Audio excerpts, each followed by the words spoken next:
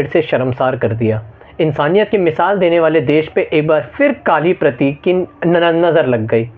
और ऐसा कहा जा रहा था कि ये जो इस बार कोलकाता का रेप केस हुआ है जिसमें डॉक्टर ट्रेनी का, आप अगर थोड़ा सा ब्रीफ में बताएं क्योंकि इतने अपडेट्स आ रहे हैं, इतने फॉलोअप्स आ रहे हैं, आप भी ज़रूर इस केस से रूबरू होंगे। 2:30 बजे रात की नाइट शिफ्ट में एक ट्रेनी होती है, ट्रेनी डॉक्टर 2:30 से 3 बजे के बीच में एक बार रात का खाना खाने जाती है और अगले दिन उसकी डेड बॉडी मिलती है। और ब्लूटूथ स्पीकर, ये जो ब्लूटूथ ईयरफोन होता है उसकी मदद से कल्प्रिट को ट्रैक किया जाता है, जो कि संजय रॉय। आप देख भी रहे होंगे संजय रॉय काफ़ी साइकिक किलर की भी उसको काफ़ी बार साइकिक किलर की तरह उसे पोर्ट्रे किया जा रहा है। और संजय रॉय के बारे में भी ऐसा आ रहा है कि वो बहुत पॉर्न एडिक्ट था, पॉर्न मूवीज देखता था, पॉर्न फिल्म, गंदी ब्लू फिल्म, अश्लील वीडियोस देखता था। और रेप करने से भी पहले, ये जो उसने दुष्कर्म किया वो करने से भी पहले उसने पॉर्न वीडियो देखी थी।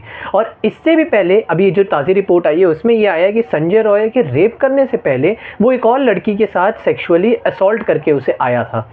अब ये सारी ताज़ी जो बात आती है, जब ये आरजीकर मेडिकल कॉलेज की जब ये बात अपडेट सामने आती है, खबर आगे आती है, तो ये मेन लाइमलाइट में तब आता है। ये कोलकाता का जो केस है, ये रेप केस लाइमलाइट में तब आता है जब उसकी पोस्टमार्टम रिपोर्ट सामने आती है।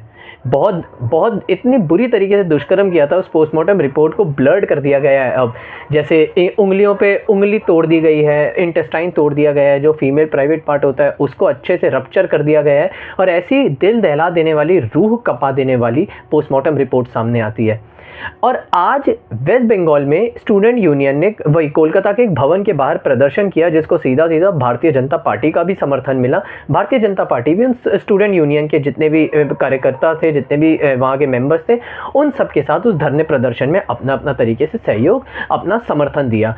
अब इस रेप केस को बंगाल की जो सरकार है, जो ममता बनर्जी की सरकार है, एकमात्र महिला द्वारा चलित जो वहाँ की राज्य सरकार है, समझिए, गौर करिए, इकलौते राज्यों में से एक जो महिला द्वारा चलाया जा रहा है, वहाँ पे रेप केस होता है। और एक महिला होने के नाते शायद से यहाँ पे भी ममता बनर्जी अपनी राजनीति कर सकती थी। गौर करिएगा, ये छोटा सा एक मैटर होता है जिसपे राजनीति चमकाई जा सकती थी, लेकिन ममता बनर्जी इस कदर इस समय मौन हुई है, जो कहीं ना कहीं टीएमसी सरकार पे भी सवाल उठाती है।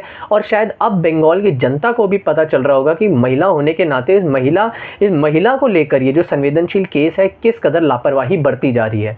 अब यहाँ पे राजनीति क्यों हो रही है आपको बताए, आरजीकर मेडिकल कॉलेज पे जब केस होता है, जब बात आती है, तो वहाँ का जो उस समय वहाँ पे जो डीन होते हैं, जो वहाँ के डीन प्रिंसिपल होते हैं आरजीकर मेडिकल कॉलेज के, फॉर्मेलिटी, औपचारिकता के लिए सही, लेकिन वहाँ पे एविडेंस टेम्पर नहीं करा जाना चाहिए था। और वहाँ के डीन को भी वहीं पे रहना चाहिए था, क्योंकि सबसे पहले सीधी सी बात है, उनका बयान लिया जाएगा।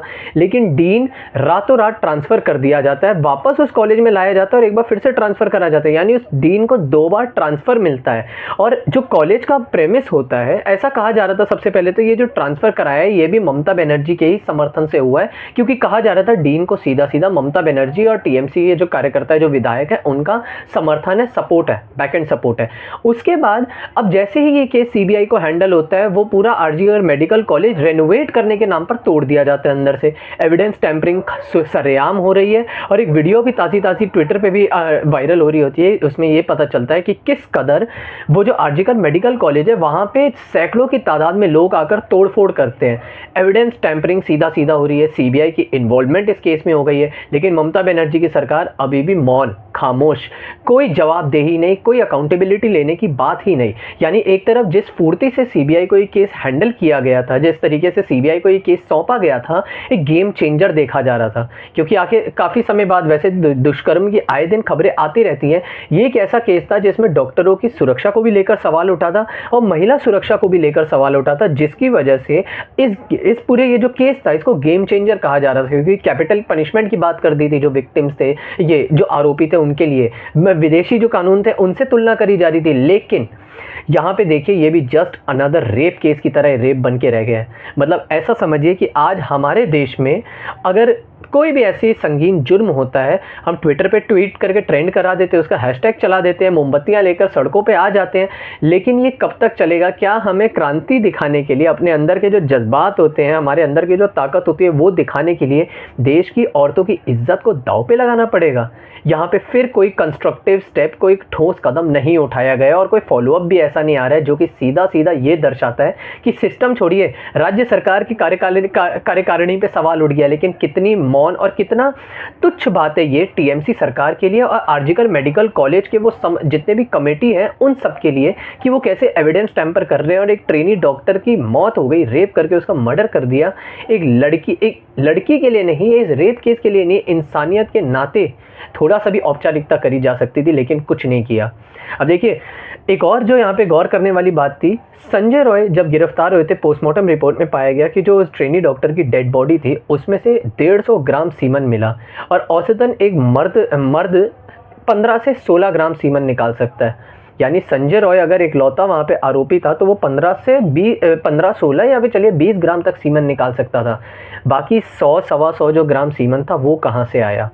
गैंग रेप का यहाँ पे सीधा सीधा लक्षण देखा जा सकता था। और ये भी कहा जा रहा था कि शायद इस केस में आरजीकर मेडिकल कॉलेज का जो डीन है वो भी सीधा सीधा इसमें इन्वॉल्व हो, उसकी भागीदारी हो। ये भी कहा जा रहा था कि उसके जो कलीग्स थे उनको भी गिरफ्तार किया, उनका भी अभी फ़ोन एक बार अच्छे से खंगाला जा रहा है, उनको भी गिरफ्तार किया गया। कहा जा रहा था कि गैंग रेप हो सकता है जिसमें आरजीकर मेडिकल कॉलेज का शायद से जो डीन है वो भी इन्वॉल्व हो और शायद टीएमसी के कुछ नेता भी इन्वॉल्व हो। लेकिन जितने में बातें बाहर आती, मीडिया को चुप करा दिया गया, जो कि वेस्ट बंगाल में होता है, और टैंपर कर दिया गया। मतलब आज समझिए 21वीं सदी है, 2024 चल रहा है, जहां पे हम लोग विश्वगुरु बनने की बात करते हैं। बार बार हम यूनाइटेड न्यूज़ पॉइंट के माध्यम से ये चीज़ बताते हैं, जिस कदर इस देश को विश्वगुरु बनाने की बात करते हैं, नारी सशक्तिकरण की बातें करते हैं, बेटी बचाओ बेटी पढ़ाओ की बात करते हैं, वहां धड़ल्ले से खुलेआम राज्य सरकार की निगरानी में या देख रेख में सीधा सीधा एविडेंस टैंपर हो रहा है। सीधा सीधा उनकी पार्टी के कार्यकर्ता मिले हैं या नहीं मिली भगत है नहीं पता, लेकिन डीन ट्रांसफर हो रहा है। डीन को ट्रांसफर नहीं करना चाहिए था। भीड़ आती है, सीबीआई को जैसी केस थमाया जाता है, बिल्डिंग में तोड़फोड़ हो जाती है, और टीएमसी सरकार ने कोई ठोस कदम नहीं उठाया। और हमारे आदरणीय मोदी सरकार, उनके क्या ही कहने, अब वो अभी भी मौन है, ट्विटर पे ट्वीट करे जा रहे हैं, लेकिन कोई ठोस कदम नहीं। आज यूनाइटेड न्यूज़ पॉइंट के माध्यम से 2-3 सवाल आपके सामने बस रखना चाहेंगे, क्योंकि इस केस को एक्सप्लेन करना तो चलिए पुराना थोड़ा सा केस हो गया है। हर एक न्यूज़ चैनल ने, हर एक यूट्यूबर ने, हर एक राजनेता ने अपने अपने तरीके से इस केस को आपके समक्ष प्रस्तुत कर दिया। लेकिन यूनाइटेड न्यूज़ पॉइंट के माध्यम से 3 सवाल। सबसे पहला, मोर्चा निकालने की बात आती है, हम लोग सबसे आगे जाते हैं, लेकिन कब तक महिलाओं की इज्जत को हमेशा दांव पे लगाया जाएगा हमारे मोर्चा निकालने के लिए? दूसरा, राज्य सरकार कब अकाउंटेबल ठहराई जाएगी? क्योंकि वेस्ट बंगाल में आए दिन महिलाओं के खिलाफ होने वाले अपराधों की जो सूची है, जो वीडियो है, वायरल होती रहती है, लेकिन ममता सरकार कब तक मौन रहेगी? और तीसरा और एक अहम सवाल, क्या हर महीने या हर 2-3 महीने में ऐसे केस आते रहेंगे और हम बस शर्मसार होते रहेंगे? क्या कोई ठोस कदम, कोई ठोस कानून? 150 ग्राम सीमन है तो अब सीबीआई जांच जो हो रही है उसमें सहयोग भी नहीं हो सकता? महिलाओं को लेकर ये जो संवेदनशील मामले हैं, इसके लिए कोई कंस्ट्रक्टिव कदम नहीं उठाया जा सकता?